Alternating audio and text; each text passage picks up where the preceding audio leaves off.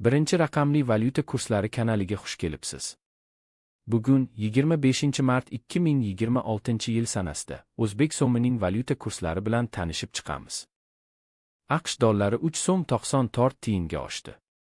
1 AQSh dollari 2196 so'm 0 tiyin bo'ldi.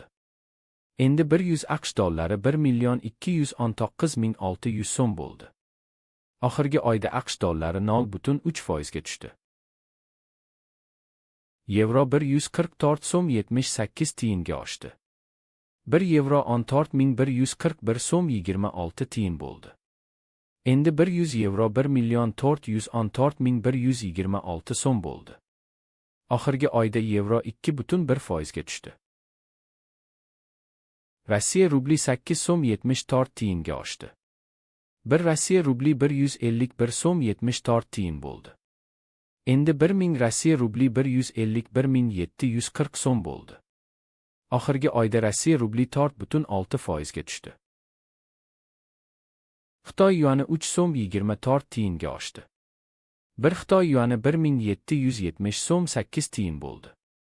Endi 1000 Xitoy yuani 1,770,080 so'm bo'ldi.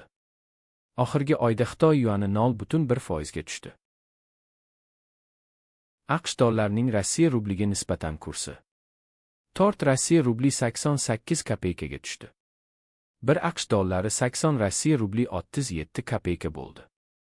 Endi 100 AQSh dollari 8037 Rossiya rubli 43 kopeyka bo'ldi. Oxirgi oyda AQSh dollarining Rossiya rubliga nisbatan kursi 4,5% ga oshdi.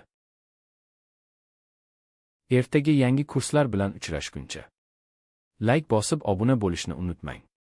Qo'ng'iroqchani bossangiz video chiqishi bilan sizga xabar beraman. Kuningiz xayrli bo'lsin.